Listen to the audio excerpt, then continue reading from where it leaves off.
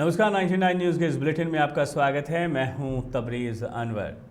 ज्योतिर्लिंग special विशेष train आज Dhanbad junction से रवाना हुई। इस दौरान धनबाद विधायक राज सिन्हा ने इस विशेष ट्रेन को हरी झंडी दिखाकर ट्रेन को गंतव्य के लिए रवाना किया और तीर्थ यात्रियों को शुभकामनाएं भी दी। विधायक राज सिन्हा ने ट्रेन के रवाना होने से पहले पूजा अर्चना की। तीर्थ यात्रियों को रवाना करने से पहले भाजपा विधायक राज सिन्हा और उनके कार्यकर्ताओं ने सभी यात्रियों को माला पहनाकर तीर्थ यात्रा पर रवाना किया। इस दौरान कोरोना से बचाव के लिए उन्हें एहतियातन मास्क, सैनिटाइजर और अन्य ज़रूरी सामान यात्रियों को दिए गए। ये ट्रेन यात्रियों को सभी ज्योतिर्लिंगों का दर्शन कराएगी।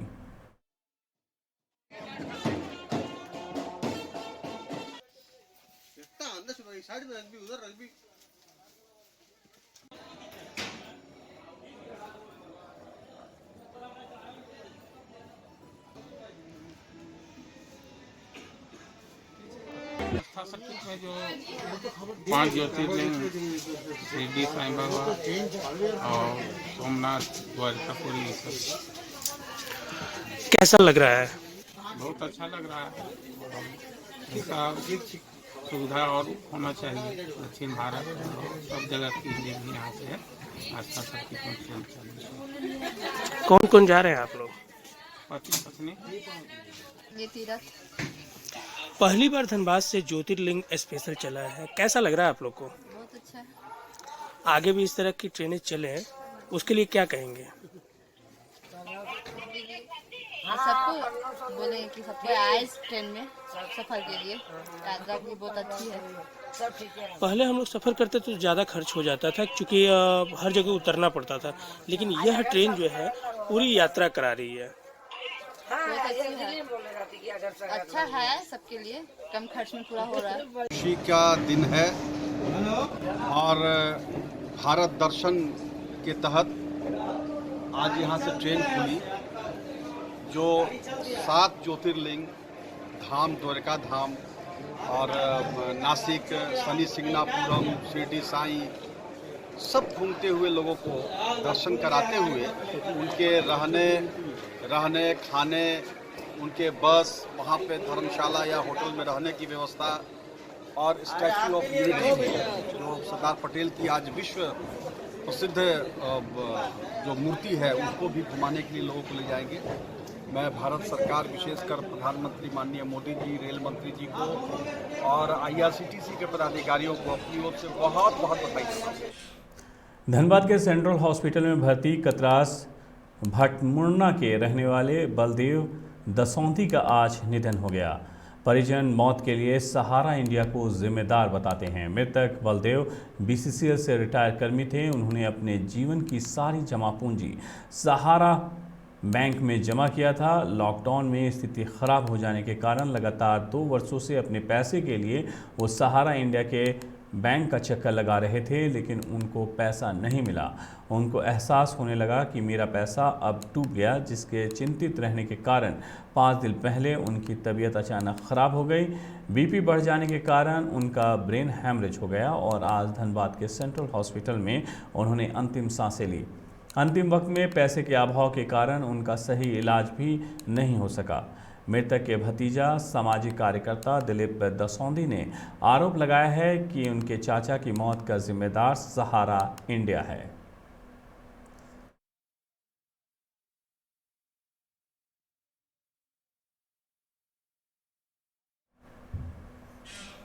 वाम मोर्चा के 2 दिवसीय बैंक हड़ताल के समर्थन में शुक्रवार को लोगों ने रणधीर वर्मा चौक पर प्रधानमंत्री का पुतला फूंका।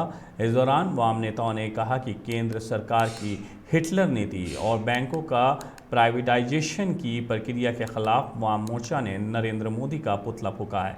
इस मौके पर पूरे देश में केंद्र सरकार के खिलाफ आंदोलन चल रहा है, जिसमें केंद्र सरकार की नीतियों का विरोध किया जा रहा है।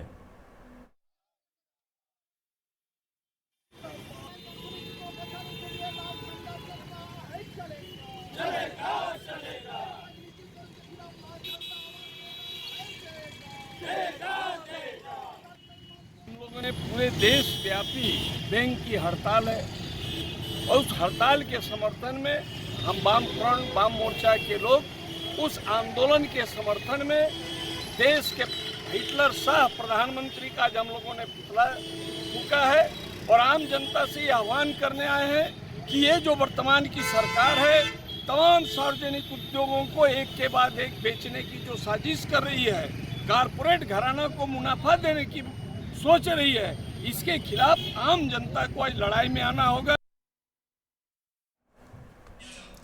धनबाद लोयाबाद थाना क्षेत्र के रहने वाले बिरजू सोनी और उनकी पत्नी ने आज धनबाद प्रेस क्लब पहुंचे जहां उन्होंने अपनी विवाहिता बेटी को तलाशने के लिए पुलिस और मीडिया से गुहार लगाए।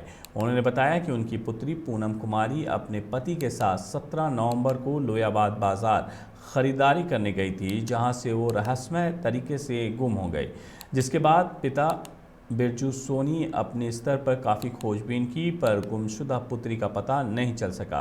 इसके बाद पिता ने स्थानीय पुलिस को इसकी लिखित शिकायत दी है। लड़की के पिता को शक है कि उसकी बेटी का अपहरण कर लिया गया है। पुलिस को लिखित शिकायत दिए जाने के बाद भी पुलिस कोई कार्रवाई नहीं कर रही है, जिससे परेशान पिता आज मीडिया से गुहार लगा रहे हैं।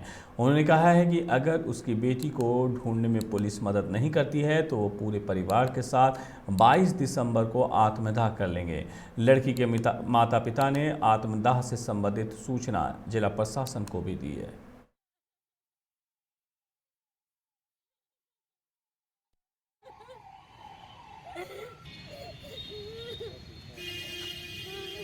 जो है दामाद के साथ में बाज़ार गई थी, उसको बिदागरी का समझ था और वो मार्केटिंग वूटिंग कर करके इलाहाबाद में आया मॉल पर। और उसके बाद जो है वो पार्लर में गया। पार्लर से मतलब जो है दामाद को मेरा बोला कि आप जाइए कुछ नाश्ता पानी कर लीजिए, और नीचे गया नाश्ता पानी करने के लिए अगल बगल में। और उसके बाद के वो नाश्ता करके वो जब गए वहाँ पर पार्लर में तो बोलता है ये नहीं है, यहाँ कहाँ आया है, निकल गया। तो उसके बाद से वो लड़की कहाँ है नहीं है कोई पता नहीं है। दामाद 3-4 घंटे बाद कहना 3-4 घंटे के बाद घर जब आए हैं दामाद खोज खाज करके नहीं मिला तो बोला जी मेरी आप पूनम आई है, तो बोली नहीं ऐसा तो नहीं आया, साथ में तो गए थे आप लेके। तो बोला देखिए ना ऐसा बात है। और उसके बाद से जो है हम लोग पूरा खोजबीन कर रहे हैं। दूसरा दिन थाना जब गए, थाना में लिखित वगैरह दिए, गुमराह कर जो है थाना लिखित करवा लिया। और उसके बाद से बोला ठीक है जाइए। फिर शाम को हम लोग गए, वहाँ रोए गए, बोले बहुत कोशिश किए मगर कुछ हमको नहीं आश्वासन दे के चला देते हैं। 4 दिन बाद और उसके बाद से जो है कुछ हमको पता ही नहीं चल रहा, आज मिलेगा कल मिलेगा, ये करेगा वो करेगा, कुछ पता ही नहीं चल रहा। कब से लापता है? 17 तारीख से। कब शादी कब हुआ था? शादी तो 2 साल पहले 3 साल पहले हुआ है। कुछ नहीं साथ दे रहा है हमको, एकदम कुछ नहीं। वाली बोलता है जाइए पता लगेगा तो बोलिएगा। हम कहाँ पता करें सर, हमको कुछ पता नहीं है। कौन सा थाना में कंप्लेन दर्ज करवाया? थाना में कंप्लेन किए, थाना हमको लिखित। कौन सा थाना में? इलाहाबाद थाना। 17 कब से पता लापता है? अक्टूबर नवंबर कब से? नवंबर।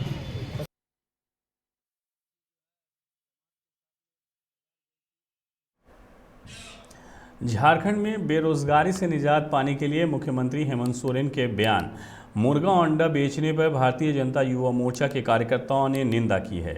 इसी बयान के विरोध में युवा मोर्चा ने आज मिश्रित भवन परिसर में मुर्गा और अंडा बेचकर विरोध जताया है। युवा मोर्चा के महानगर अध्यक्ष चंद्रशेखर सिंह ने बताया है कि मुख्यमंत्री हेमंत सोरेन ने चुनावी घोषणा पत्र में कहा था कि उनकी सरकार बनने पर प्रत्येक वर्ष 5 लाख बेरोजगार को रोजगार देगी, पर 2 साल गुजर जाने के बाद भी अब तक किसी को बेरोजगार को नौकरी नहीं दी गई है। बड़ा सवाल ये है कि चाहे वो केंद्र की सरकार नरेंद्र मोदी हो या झारखंड की सरकार हेमंत सोरेन हो, सभी बेरोजगारों को ठगने का काम करते हैं। आज से कुछ साल पहले भी नरेंद्र मोदी ने कहा था कि बेरोजगारी दूर करना है तो समोसा बेचिए, और आज अंडा और मुर्गा बेचने की बात कही जा रही है। लेकिन कोई भी सरकार हो ये नहीं सोचती है कि बेरोजगारों को किस तरह से रोज़गार दिया जाए, उनके हुनर को पहचान करके रोज़गार दिया जाए। बस मशवरा ज़रूर दिए जाते हैं। कोई सरकार कहती है कि आप समोसा बेचिए, कोई कहती है चाय बेचिए, और आज हेमंत सोरेन के इस बयान का विरोध जिस तरह से हो रहा है वो सच है और सही भी है कि क्या मुर्गा और अंडा बेच करके बेरोज़गारी दूर करेगा वो नौजवान जो पढ़ा लिखा है, वो नौजवान जिन्होंने अपनी पढ़ाई लिखाई में लाखों रुपए का खर्च किया है।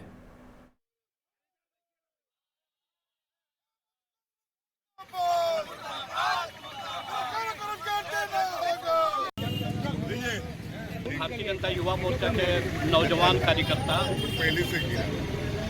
यहाँ पर मुर्गा और अंडा बेचने का काम कर रहे हैं।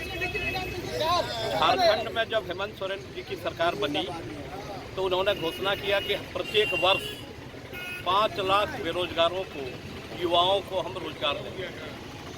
2 वर्ष पूरे हो गए उनके, लेकिन उन्होंने एक भी रोजगार देने का काम नहीं किया। उल्टे हुए कह रहे हैं, बयान दे रहे हैं कि जहां बेरोजगारी है, युवा मुर्गा बेचे, अंडा बेचे, उससे बेरोजगारी दूर होगी। जनता युवा मोर्चा धनबाद महानगर के तत्वाधान से आज हम लोग मुर्गा और अंडा बेच रहे हैं, क्योंकि हेमंत सोरेन ने जो बयान दिया है कि युवाओं के पास जो रोजगार है वो अंडा और मुर्गा बेचे। हम पूछना चाहते हैं कि आपने चुनाव में जो वादा किया था 5 लाख युवाओं को रोजगार देंगे, कहाँ कि आपका वादा? यही वादा आप चुनाव का समय करते कि युवाओं को अंडा और मुर्गा बेचना है तो युवा आपको गद्दी से उतारने का भी काम करती और आगे भी करेगी। युवा मोर्चा के कार्यकर्ता चुप बैठने वाले नहीं है। हम लोग एक मैसेज, एक संदेश दे रहे हैं कि जिस तरह से ओछी राजनीति हेमंत सोरेन कर रहे हैं, युवाओं के साथ मजाक कर रहे हैं, युवा मोर्चा बर्दाश्त नहीं करेगी। कैलाश सत्यार्थी चिल्ड्रेंस फाउंडेशन द्वारा SMC सशक्तिकरण और नवनिर्वाचन विद्यालय प्रबंधन समिति के कार्य एवं उद्देश्य पर तीसरी में 1 दिवसीय कार्यशाला का आयोजन किया गया, जिसमें तीसरी प्रखंड के सभी विद्यालय के SMC अध्यक्ष और सदस्य उपस्थित रहे। इस कार्यशाला में बच्चों का शोषण, बच्चों का अधिकार, 6 से 14 साल के बच्चों को मुफ्त शिक्षा का कानून पर विस्तृत से चर्चा की गई। इस मौके पर संगठन के जिला समन्वयक सुरेंद्र पंडित, राजेश सिंह, राजू सिंह, पिंटू पाठक, संदीप नायर, छोटे लाल पांडे, सुरेंद्र सिंह, अजय पाठक, प्रतीक रंजन सहित कई कार्यकर्ता मौजूद रहे।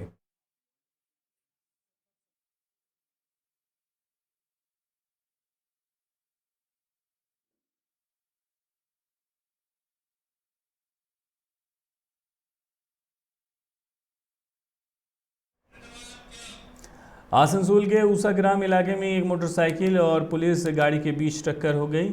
इस घटना में मोटरसाइकिल चालक बुरी तरह से घायल हो गया।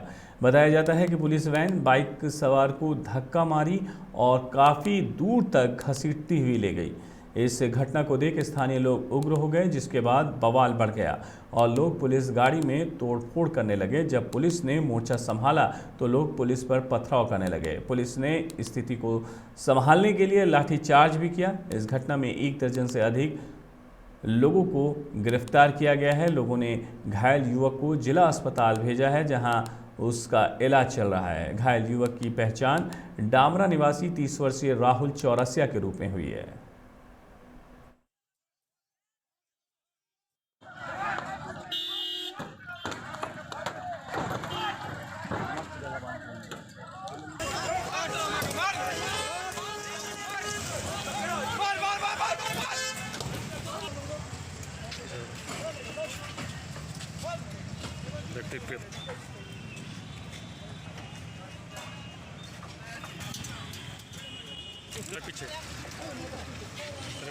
पीछे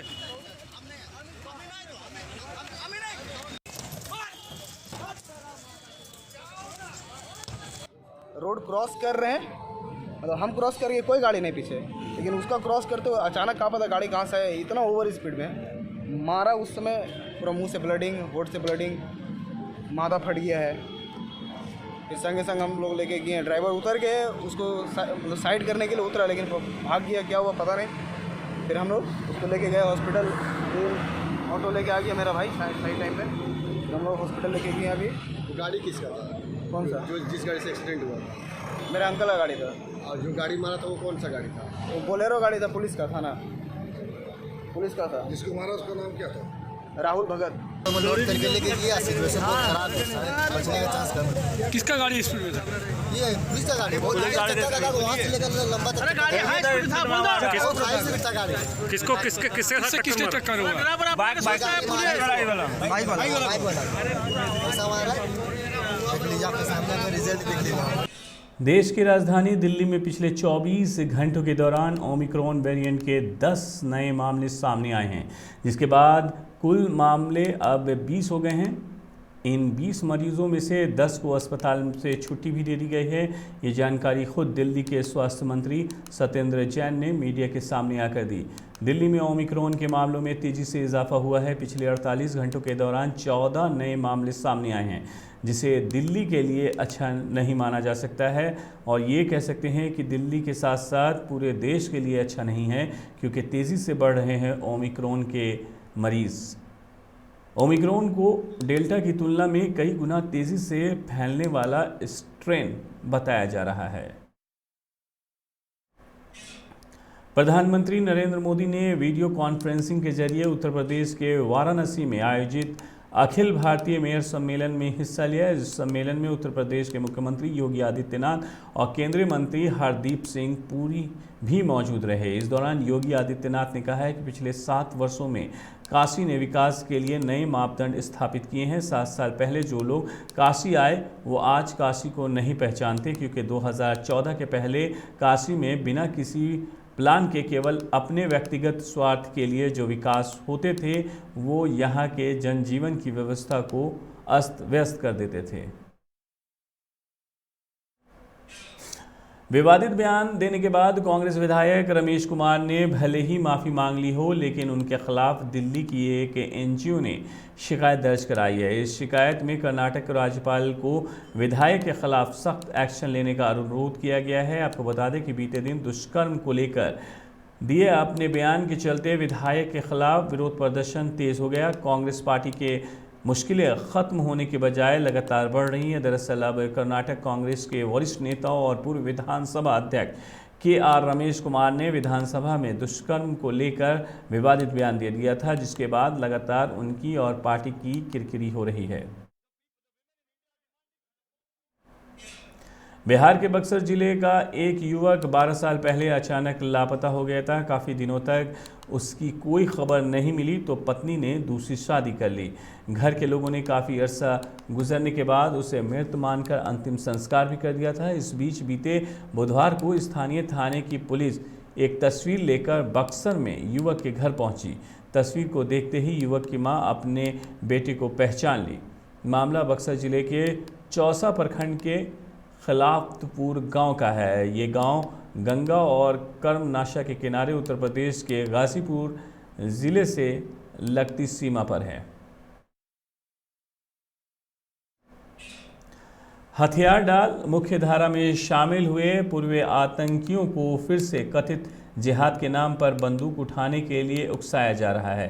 पाकिस्तान में बैठे आतंकी संगठन के सरगना उन्हें ऐसा करने के लिए कह रहे हैं। आतंकी संगठनों के कमांडर लगातार इन पूर्व आतंकवादियों से संपर्क कर रहे हैं, उन्हें फिर से आतंकवाद में शामिल होने के लिए कह रहे हैं। सुरक्षा एजेंसियों को ये जानकारी इन्हीं में से कुछ पूर्व आतंकवादियों ने दी है। इस साजिश का पता चलते ही सुरक्षा एजेंसियों ने एक बार फिर पुलिस और सेना के लिए अलर्ट जारी करते हुए ऐसे आत्मसमर्पित आतंकवादियों पर नज़र रखने को कहा है। लातेहार के बालूमाथ रांची मुख्य मार्ग पर उड़ते धूलकण से परेशान ग्रामीणों ने आज बालूमाथ थाना चौक पर रोड जाम कर बवाल काटा। इस दौरान ग्रामीणों ने करीब 1 घंटे तक सड़क जाम रखा, जिससे सड़क के दोनों ओर वाहनों की लंबी कतार लग गई। जाम की सूचना मिलते ही सर्किल इंस्पेक्टर शशि रंजन, थाना प्रभारी धर्मेंद्र कुमार महतो जाम स्थल पहुंचे और ग्रामीणों से वार्ता की, जिसके बाद सड़क निर्माण करा रहे कंपनी संतोष कंस्ट्रक्शन के साइट इंचार्ज निशु कुमार के साथ ग्रामीणों की वार्ता हुई, जिसमें निर्णय हुआ कि कंस्ट्रक्शन कंपनी के टैंकर से नियमित पानी का छिड़काव किया जाएगा, जिसके बाद सड़क जाम को हटाया गया। को देखते हुए आज सालों साल से यहाँ के व्यवसायी बहुत परेशान है, बहुत ज़्यादा अस्त व्यस्त। अंतिम डिसीजन लिया गया, सभी व्यवसायी वर्ग निर्णय लिए कि हम सभी मिल करके रोड में बैठेंगे और जितने भी उच्च पदाधिकारी हैं सभी आवें और आ करके इसका निराकरण करें। यह जिला के जो है से पदाधिकारी का ही जो है से दायित्व बनता है कि जो है से व्यवसाय के मतलब धूलकण से बचाया जाए। और यह कोलवरी क्षेत्र है, यहाँ के कोलवरी एरिया के जो अथी है डिपार्टमेंट जिसके पास है वो भी कोई ध्यान नहीं देता है। न इसके सभी व्यवसायी वर्ग के लोग और जनता जो है वो लोगों ने बंदी किया है। और इसका जाम करने का मकसद यही है कि यहाँ धूलकण से इतना परेशान हो रहा है कि रास्ता चलना आदमी को मुश्किल हो गया है। इसलिए अविलंब शासन प्रशासन जो भी है इस पे ध्यान दिया जाए और इसमें कार्रवाई हो। क्या क्या मांग है? बस नो एंट्री लगाया जाए और पानी छिड़काव, और ये जो टाउन है कम से कम इसमें पिच का व्यवस्था होना चाहिए पहले, बाकी होते रहे। बिहार में त्रिस्तरीय पंचायत चुनाव के बाद अब विधान परिषद के स्थानीय निकाय की 24 सीटों के लिए चुनाव की तैयारी शुरू हो गई है। बीते 17 जुलाई से ही खाली पड़े इन सीटों के लिए निर्वाचन आयोग कभी भी चुनाव की घोषणा कर सकते हैं। इस बीच पंचायत चुनाव के निर्वाचित जनप्रतिनिधियों के नामों का गजट में प्रकाशन शनिवार को कर दिया जाएगा। फिर शपथ ग्रहण के बाद वे विधान परिषद के स्थानीय निकाय वाली सीटों के लिए वोटिंग के लिए पात्र हो जाएंगे। इसके पहले जिला परिषद अध्यक्ष और उपाध्यक्ष, प्रखंड प्रमुख और उप प्रमुख, उप मुखिया और उप सरपंच के निर्वाचन की प्रक्रिया भी संपन्न करा ली जाएगी। पटना मेट्रो की ज़मीन अधिग्रहण का काम अब और तेज़ होगा। इसके लिए राज्य सरकार ने 500 करोड़ रुपए स्वीकृत कर खर्च की अनुमति भी दे दी है। पटना मेट्रो के डिपो के लिए करीब 76 एकड़ ज़मीन अधिग्रहण की प्रक्रिया अभी चल रही है। इसमें 50 एकड़ ज़मीन पहाड़ी जबकि 25.35 एकड़ ज़मीन रानीपुर मौजा की है। ज़मीन अधिग्रहण की अधिसूचना जारी की जा चुकी है। फिलहाल किसानों से दावा आपत्ति ली जा रही है। ज़मीन अधिग्रहण का काम जिला प्रशासन के स्तर से होना है। सूत्रों के अनुसार ज़मीन अधिग्रहण में करीब 726 करोड़ की लागत आने का अनुमान है। मेट्रो के भू अर्जन के लिए राज्य सरकार के स्तर से ही राशि वहन की जानी है, जिसके लिए फिलहाल 500 करोड़ रुपये भू अर्जन मदद में दिए गए हैं। बांका जिले के कटोरिया बाजार के 3 आभूषण दुकानों में मंगलवार रात हुई 72 लाख रुपए के स्वर्ण आभूषण चोरी के मामले को लेकर गुरुवार को एसपी अरविंद कुमार गुप्ता घटनास्थल पहुंचे। मौके पर पहुंचकर छानबीन की। तीनों भवन के ऊपरी तल को भी देखा। इस मामले में शुक्रवार को एसपी ने 2 दरोगा और 2 अन्य सिपाही को निलंबित कर दिया है। बताया गया है कि बाजार में अतिरिक्त पुलिस की सुरक्षा थी। इसके बाद भी इसमें शिथिलता पर कार्रवाई है। बताया जाता है कि शुक्रवार को पटना से एफएसएल की टीम वैज्ञानिक अनुसंधान के लिए आने वाली है। चोर किस दिशा में आया है, इसके अलावा अन्य मामलों की जांच करेगी। तिजोरी सहित अन्य की जांच की गई है।